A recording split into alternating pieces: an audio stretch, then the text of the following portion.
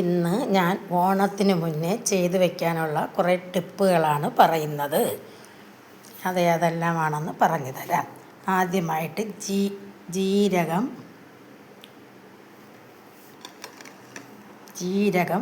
എല്ലാം ചൂടായതുകൊണ്ടാണ് പൊടിച്ച് കാണിക്കാത്തത്. ജീരകം വറുത്ത് പൊടിച്ച് ടിന്നിനകത്തിട്ട് കുപ്പിക്കകത്തിട്ട് വെച്ചേക്കുക. അപ്പോഴും നമുക്ക് അപ്പോൾ പിന്നെ ഇത് ജീരകം അരയ്ക്കേണ്ട കാര്യമില്ല. അതിൽ നിന്ന് സ്പൂൺ വെച്ച് അല്പച്ച ഇട്ട് കൊടുത്താൽ മതി.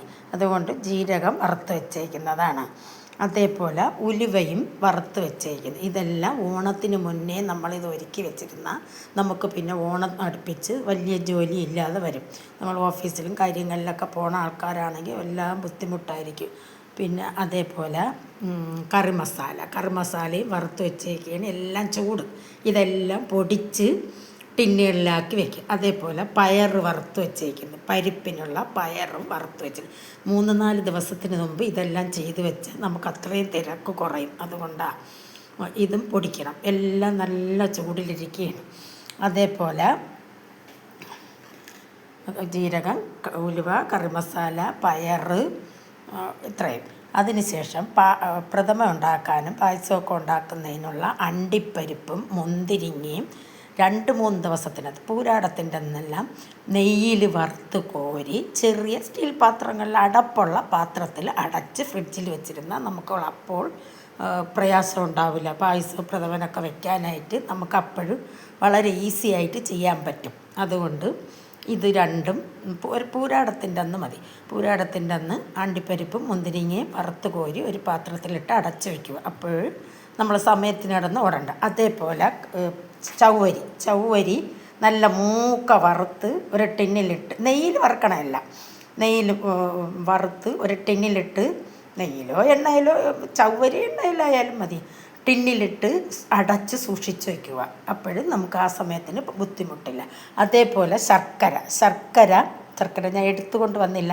ശർക്കര 2-3 ദിവസത്തിന് മുന്നേ ശർക്കര പാനി കാച്ചി ഒരു സ്റ്റീൽ പൊക്കമുള്ള സ്റ്റീൽ പാത്രത്തിലായാലും മതി. സ്റ്റീൽ പാത്രമായിരിക്കും നല്ലത്.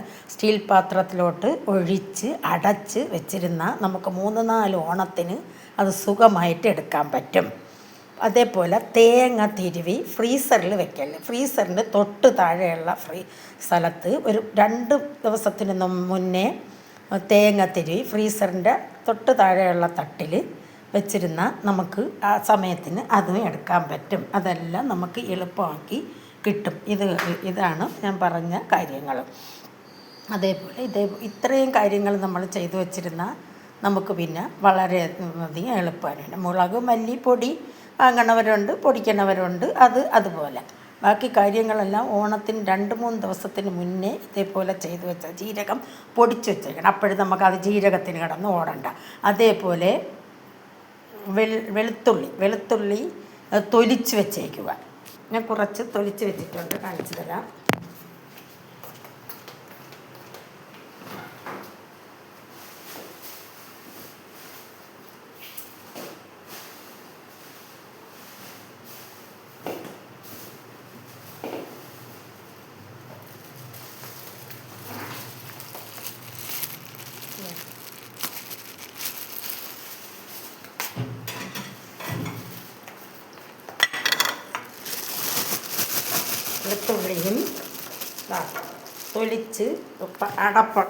വെളുത്തുള്ളിയും തൊലിച്ച് അടപ്പുള്ള പാത്രത്തിലിട്ട് വെച്ചിരുന്നാൽ മതി, ഇരിക്കും. 3-4 ദിവസത്തിന് മുന്നേ ഇതേപോലെ തൊലിച്ച് ഇട്ട് വെച്ചിരുന്ന. അതേപോലെ ചെറിയ ഉള്ളിയും സവാളയും വെള്ളം തൊടാതെ ഇതേപോലെ തൊലിച്ച് വെച്ചേക്കുക. അപ്പം നമുക്ക് വളരെയധികം ഓണത്തിന് ഒരു ബുദ്ധിമുട്ടുമില്ല. വളരെയധികം എളുപ്പത്തിൽ നമുക്ക് കാര്യങ്ങളെല്ലാം ചെയ്യാൻ പറ്റും. പയർ പൊടിച്ച് ടിന്നിലിട്ട് വെച്ചേക്കുക. അതുപോലെ കറി മസാലയും ഉലുവയും ജീരകവും പിന്നെ ഇത് മൂപ്പിച്ച് ഒരു ബ്രൗൺ കളർ ആവണവരെ മൂപ്പിച്ചിട്ട് നമ്മൾ പ്രഥമം വയ്ക്കുമ്പോൾ അതിലോട്ട് ഇട്ട് കൊടുത്താൽ മതി. ശർക്കരയൊക്കെ ഒഴിക്കുന്ന സമയത്തിന് നമ്മളിത് ഇട്ട് കൊടുത്താൽ അതും കൂടെ കിടന്ന് വെന്തോളും. അതേപോലെ അണ്ടിപ്പരിപ്പ് മുന്തിരിങ്ങ മൂപ്പിച്ച് വയ്ക്കുക. വെളുത്തുള്ളി ഇതേപോലെ തൊലിച്ച് വയ്ക്കുക.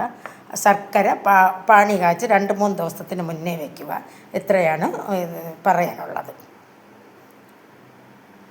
ഇതെല്ലാം നേരത്തെ ചെയ്തു വെച്ചാൽ നമുക്ക് വളരെയധികം ഉപകാരപ്രദമായിരിക്കും. അതുകൊണ്ടാണ് ഞാൻ ഇതെല്ലാം ചെയ്തു വയ്ക്കുന്നത്. നമ്മൾ വീട്ടമ്മമാരൊക്കെ ഓണം വരുമ്പോൾ വളരെയധികം ബുദ്ധിമുട്ടല്ലേ എല്ലാം കൂടി ചെയ്ത് പാടാണ്. അതുകൊണ്ട് ഇതെല്ലാം നേരത്തെ ചെയ്ത് വെക്കാൻ പറ്റണ കാര്യങ്ങളാണ്. അപ്പോൾ ഇതെല്ലാം ചെയ്ത് വെച്ചിരുന്ന പായസത്തിന് നമ്മൾ അപ്പോൾ കിടന്ന് ഓടേണ്ട കാര്യമല്ലല്ലോ. അണ്ടിപ്പരിപ്പ് മുന്തിരിങ്ങ മൂപ്പിച്ച് വെച്ചിരുന്ന ഏലക്കായും അതുപോലെ ഏലക്കായും പഞ്ചസാരയും കൂടി പൊടിച്ച് ഒരു ടിന്നിനകത്തിട്ട് വയ്ക്കുക. അങ്ങനെ ഇത് ചവ്വരി അപ്പോൾ കാച്ചാൻ നിൽക്കണ്ട. ഇതേപോലെ നല്ലോണം മൂപ്പിച്ച് ചെറിയൊരു ബ്രൗൺ കളർ ആവണോരെ മൂപ്പിച്ച് കോരി ടിന്നിനകത്തിട്ട് വെച്ചിരുന്നാൽ അത് പായസം വയ്ക്കുമ്പം അതിലോട്ടെടുത്ത് ഇട്ട് കൊടുത്താൽ മതി.